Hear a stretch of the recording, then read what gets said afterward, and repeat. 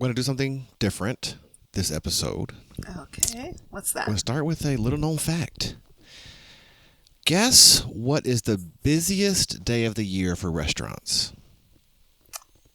I'm going to say, it's a little known fact that makes me say it's not the weekend.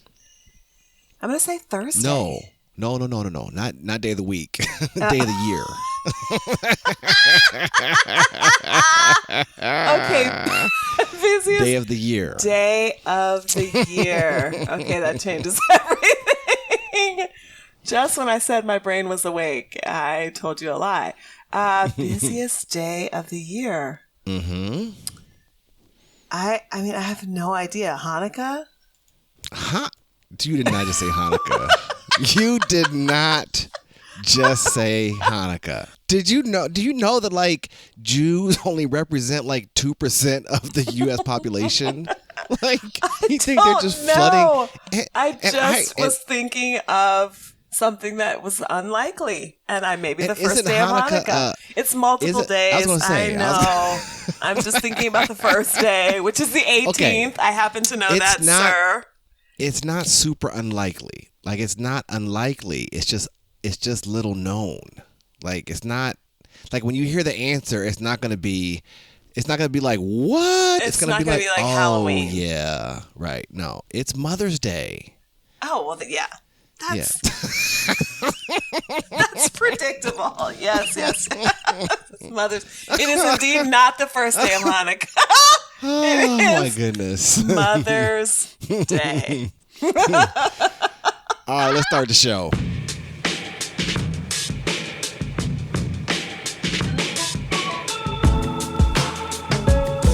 Hello, everyone. This is Luther Palmer. And I'm Jobina Scott. And welcome to One Episode Stand, a podcast where each episode we watch and discuss the series premiere of a new television show. And then like the Rolling Stones we move on to the next show. Everybody's out here having one-night stands, but we are having one-episode stands. We love them and leave them. We hit it and quit it. We smash and dash, but we do it for you, the listeners, to help you figure out what new shows to watch and what new shows to skip. Turns out there's a show called The Bear. The Bear.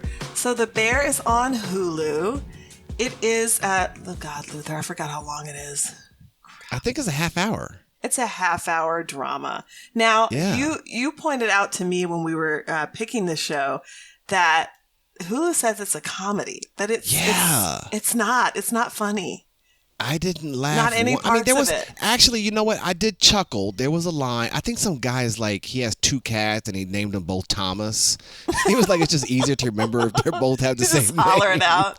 But it's certainly not a comedy. But even that wasn't a laugh line. It was just interaction. So it is not a comedy. Yeah. So this is set in Chicago.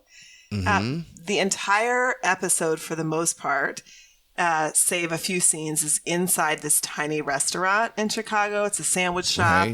Right. And, our main character is a chef, and he's running this sandwich shop, which is part of his family's business. My brother says that there's actually a real shop. Like this was based on a real character. Did you know that? I did not know that. Yeah, he said it's mostly the same story. Like there's one or two differences. The name of the shop is different, but apparently there's a real guy doing this real thing. And I guess we can just start like what else did you know about the show before we picked it for this episode? Not one thing. So this was something you pointed out to me. Mm-hmm. I don't know that. I mean, of course, my difficulties of getting on Hulu, so they don't have the opportunity to suggest many things to me. Which we are changing. We're working on it. We are working on it. Right. But this is a show that you suggested to me. I was not aware of it. Yeah, and I suggested it because I had just heard about it a couple times. People said it's really good. And the funny thing is, it's a half-hour show, and I think it's bingeable, so there's 8 episodes. Right. But that's only 4 hours of TV, which doesn't that's not that much. Really seem like a lot. Like I think people just kind of binged it, not even in one night. like while they were making dinner, I think you binged this show. But now here's what I do know. I like the guy who plays the bear, Jeremy Allen White. Oh, right. Yeah. So he was in Shameless, and he played one of the Shameless kids. His name on the show was Lip. which was short for Philip. And he was so good in Shameless. Like, I just liked him. Did you watch Shameless? Oh, the whole thing. I loved it. Did you really? I had to, like, I must have watched 7 seasons. And I was like, I have to stop. Like, I cannot.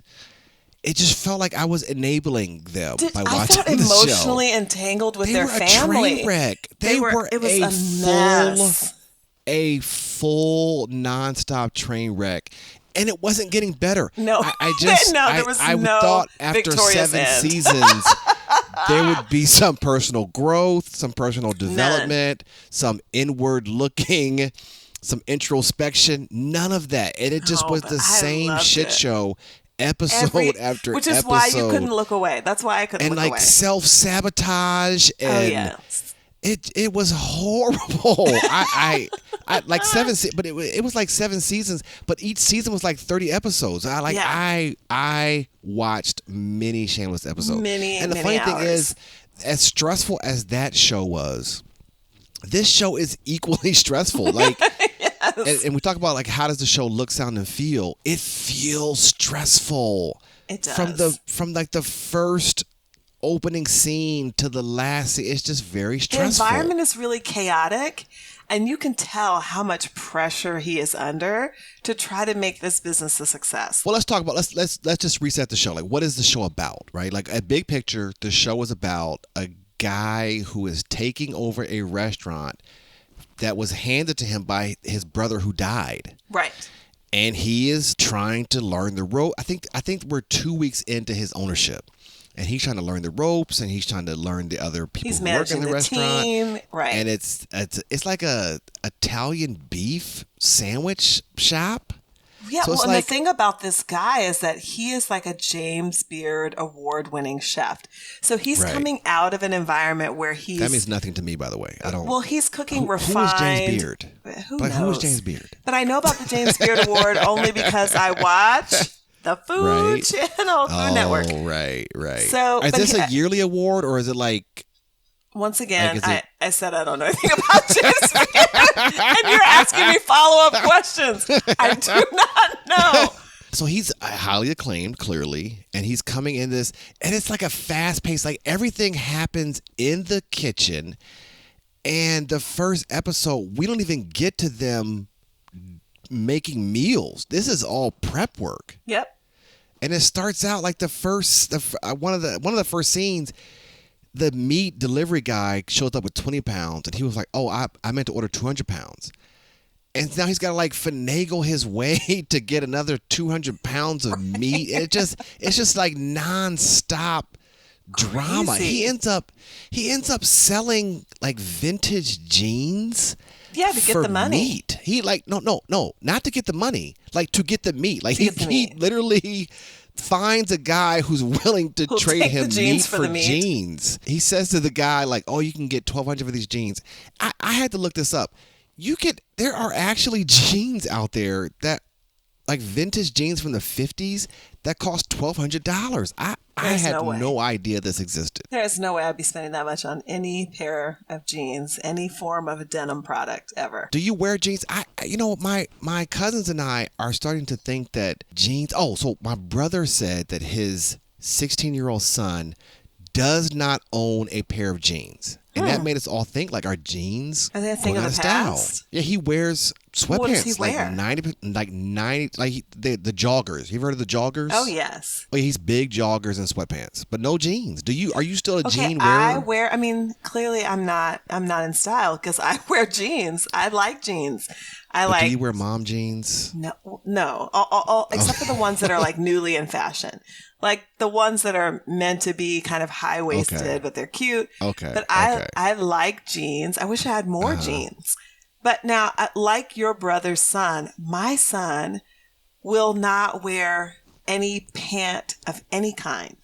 He wants to wear shorts 365 days a year. Like, I have to have a full-on intervention with him when I know the weather is going to be cold. I have to prepare him many days in advance and say, "Look, son, it's going to be 30 degrees. You have to cover your legs." What is will not wrong wear with pants. children? What is wrong with children? Have you seen the videos on Instagram of the kids falling out and the parents describing what they're like angry about? Yes, it's so funny. And they're like, he's mad because he cannot stick his fork in the outlet over there. And the kid is literally on the ground livid. having a full-blown Yes. tantrum. Well, if you want to upset my son, try to get him to wear Some pants. pants. But that's weird because I have a friend. We just went. So you're in Houston, which is, I guess you could live I mean, it's without legit. wearing He could pants. not wear pants most days of the year. So I met my friend. We went to get some wings last night, and it's cold here. It's 30 degrees. We're in Ohio, and he comes in a vest. Like his arms are fully out. And I remembered he's got some skin thing where he can't have like clothing on his skin, so he can't wear coats in the wintertime. So he is uncomfortable with a coat on. Well, he is our more fairer skin brother. Okay. Because when they you said tend to vest, do I was better- already concerned. They tend to do better in the winter than our more melanated This is true. family. But yeah, he can't. So he's like short sleeve. He's got a short sleeve shirt on and a puffy vest. Some little puffy vest. in Yeah. 30-degree weather because he can't. I need to ask him. Well, I'm bad about like friends and medical and health issues, but anyway. Okay, back to the show. Right. How else would you say? Anything else you want to say about look, sound, and feel? Well, I mean, it's a little bit kind of dingy looking. Like, I think the restaurant is Right. not supposed to look super Yeah. high end. It's kind of grungy. It's kind of dingy, a little bit dark. Yeah. Okay. So what is the show really about? I think this show is really about the complex dynamics in families. So you mentioned that he inherited this restaurant from his brother, Right. but his cousin has been running this restaurant forever and is very Right. upset, I think, about the fact that he didn't get the restaurant. Yeah. He also has something weird going on, the star of the show, with his sister. You can tell that his sister is somewhat of a caretaker of his. I think we can call the star of the show the bear. I think we can just the say bear. like the bear. So the bear's sister is definitely in kind of a protective role with her brother. She's trying to figure him out. She's trying to support and help him. I would imagine that we're going to learn a lot more about this family as the series goes on. So I think it's about complex family relationships. Yeah, I think that's definitely gonna be a part of it. I think though the show, where I think they're going is, the literal first scene of the show is him in a dream where he's coaxing this bear out of a cage, and I think that's his. I don't want to say alter ego, but that's his persona that I think he has to manage. So I think he has this aggressiveness and this bear inside of him that we're going to see come out. And it may come out in harmful ways. It may come out in helpful ways. But I think a lot of it's going to revolve around the stress of working in a restaurant, which he loves to do. And maybe the bear is the persona that he takes on in order to just manage the stress, right?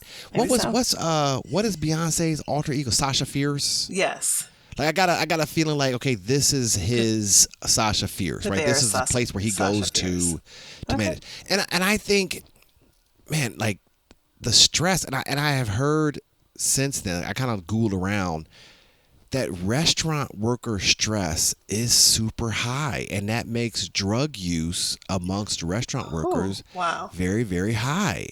I did not know that. Yeah. And one of the premises of the first episode is they all eat together at a certain time. And I looked it up, and because they call it family. They were like families at 2 or families at 4, whatever time it was. And they do that because once dinner starts, they don't get to eat for a very, very long time. Yeah. Yeah. Yeah. So that's a part of it. Like you're eating at 2 o'clock, and then the restaurant closes at 11 o'clock, and you don't get out there till midnight. You have not eaten all that time.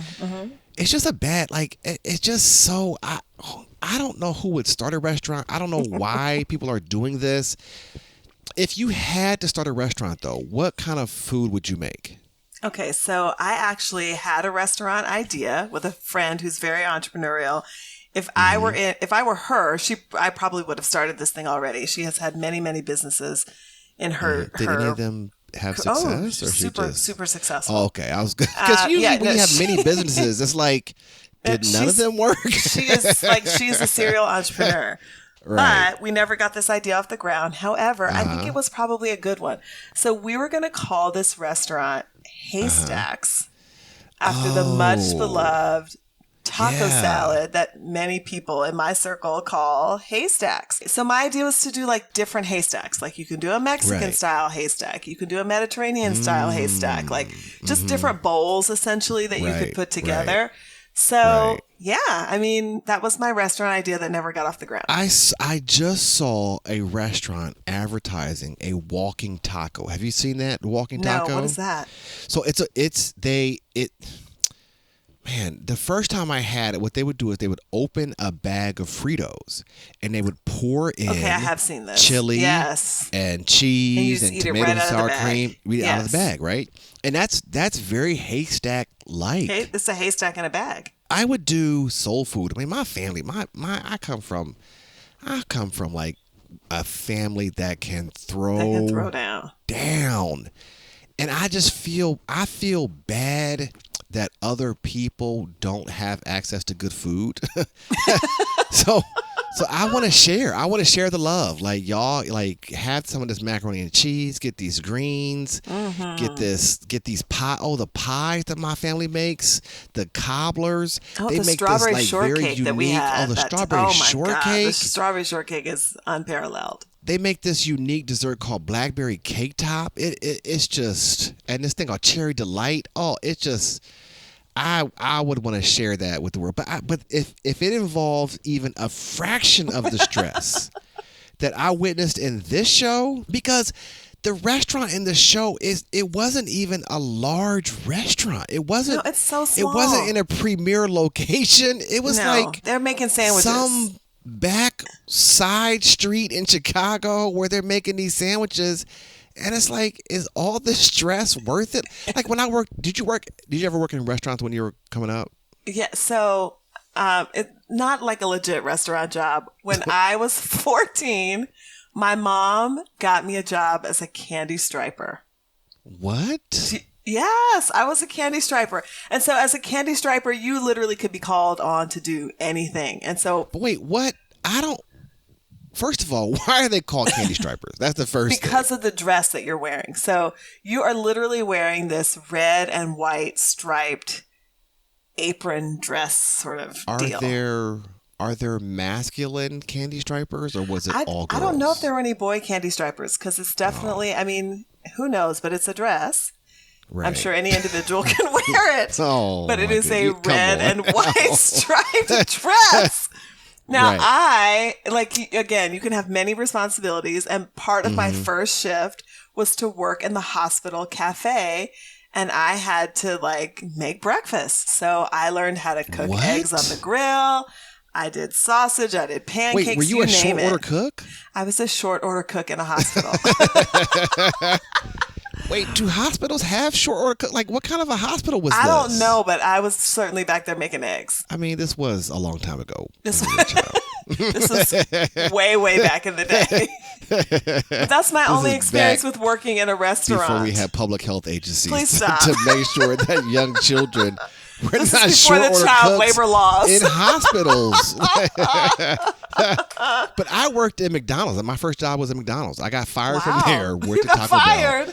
I got fired from McDonald's. It was. I was one of the best workers they had, and they rue the day that they fired me from McDonald's. According to who? Because I was irreplaceable. You were the best? Because I was good at what I mean, I was good. Like I was a good McDonald's employee. But I was going to say, when we would get bits, so I worked at McDonald's during the time when they started putting that timer, that clock that tells you how long it's been since a person ordered their food. And it was like the restaurant was rated on their ability to get orders out fast. So like if it was a minute 47 or if a minute 13, and that would the manager would talk about that number. And I would look at them like, I make $4.25. I don't care about that number. I don't give a damn if it takes 17 minutes. Because when rush hour would come and they would say, "Oh, we need nuggets from downstairs in the downstairs freezer," people would be running and jumping and moving as fast as they could. I'm like, y'all don't pay me enough to be stressed out about these nuggets. You just walk to the freezer. Right. And I'm looking at this show, I'm looking at the bear, and I'm thinking, y'all make sandwiches. Like, why is it so stressful to make these sandwiches? I just did not. That was a part of this thing that was a disconnect a little bit from me. Well, I think they were stressed because they're also trying to keep the restaurant afloat. I think if this was a successful restaurant where everything is going great, I feel like the stress level could have come down. But they're not only trying to make sandwiches, but they're trying to keep this place from shutting down. I mean, and I guess it's the brothers' legacy. I mean, I guess I can see that. But I mean, that was a lot. Like it was a lot. Okay, more or less. What do you want to see more of or less of in the show? Okay, I'm hoping that there's going to be some good cooking. As you know, I'm a fan of the Food Network. I would love to see some good recipe ideas that I might be able to steal. Recipe? Wait, Jobina. You are on record as saying that you watch cooking shows and you never try the recipes. But maybe I will. Maybe I'll be inspired. Oh my goodness. From this Italian beef shop in Chicago. Well, they're going to make spaghetti. If Lino couldn't inspire you, like this is our second cooking show, right? If Lino from scratch, and he did not, couldn't inspire you, I don't know. And it was so funny to compare and contrast the quote unquote kitchens between these two shows because Lino was just smiling and having a good old time cooking, and it was his passion. And here comes the bear, like struggling. He was every part of the way. So I'm trying to think more or less. I need to see more peace of mind. I need to see some meditation practices being used. I think this is not going to be the show for you. Some yoga stretches. Because that's not going to happen. Because I just felt terrible for everyone involved in this show. Okay, the new question: marry, kill, or one night stand? Okay, I'm ready. Who you got for me? I'm going to add the main character. I'm going to ask you about, because since you love him in all the other shows. I loved him. What's his name? I think he's really cute. Lip. Yes, I think he's really cute. Oh, you think he's an attractive man? Yeah, in kind of an everyday guy sort of way. I think he's really cute. Okay. All right. So we married that. But I'm not going to marry him. No. Oh, okay. No, so I think marrying him is a no because he leads a very high stress lifestyle. He works too much. It's an absolute no for me because I feel like he's going to bring that stress home. Right. How could he not? Like, how could he not bring that stress home? Yeah. One night stand I'm also concerned about because if your alter ego is a bear, I probably don't want to be in a compromising situation with you. You're going to kill him. So I think I'm going to kill him because I think I can add some intrigue to the show. Maybe with his death will come the rise of the cousin and the restoration of the business. So you are inserting yourself into the plot of the show. Yeah, I'm going to kill him. After seeing one episode, you are inserting yourself into the plot. I'm going to change the whole direction of the show. Okay, now, I have somebody for you. Uh-huh. I don't remember her name, but this is the lovely sous chef that came to the restaurant, young black African-American woman who came and said, "Hey, I'm here to work. I'm your sous chef. So would you marry, kill, or one-night stand?" That's going to be a one-night stand. I'm not going to marry her for the same reason that you would. It's too much stress. Like, and to her credit, though, she didn't carry the stress. Yeah. But I just can't, like, working in that environment, because I think she was filling in that day. I think she has another job across town. Yeah. And a probably also equally stressful restaurant. So I'm not interested in having a stressful partner. I'm not interested in that at all. So that'd be one. She was attractive. Like, she was cute. She was cool. Really pretty. Yeah. She has a little edge. I think she's from Chicago. She's from the streets of Chicago. So I'm all for that. So yeah, I'm married. Okay. The question we really have all been waiting on. Was this a one night stand, or are you going to keep watching the show? This for me is a 1 episode stand. Seriously? As much as I love Jeremy Allen White, aka Lip, I'm so surprised right now. I don't know. I can't. It didn't draw me in a way that made me say, I want to see what happens next. So, for those reasons, I gotta move on. But I will agree. I don't think they actually gave us any. They didn't give us enough in the first episode. They didn't. Because really, we have no idea what the show is about. No. And I talked to someone about this, and they would say, "Well, how many episodes have you seen?" And I said 1, and they said, "Oh yeah, you don't really know what's happening yet." And I'm like, who has why would you make a show? Me to persist? Yeah, right. That being said, I'm going to persist. Just because it's a half hour, I'm going to give it a couple more episodes. People are talking about it like it's one of the best shows of the season, of the year.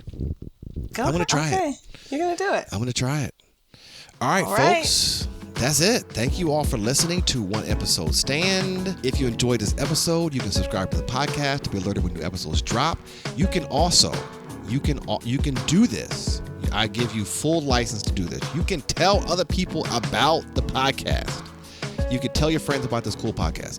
If you're listening on iTunes, please give us a rating. The theme music is Freedom by Paradox Hip Hop. We'll be back next time with another series premiere. Jobina, let's end on this. Every story has a moral. What was the moral of this episode? Don't work in a restaurant. It's too stressful. Don't. It will take your life. Don't do it. Find another job. I think there's millions of people. Wait. I need them to work in a restaurant because I don't like to cook. So yes, I need all the restaurants. There must be restaurant workers. My moral is go work in restaurants because they're fun, they're fast-paced, they're exciting. All right, everybody, we'll catch you next time. Bye, everybody.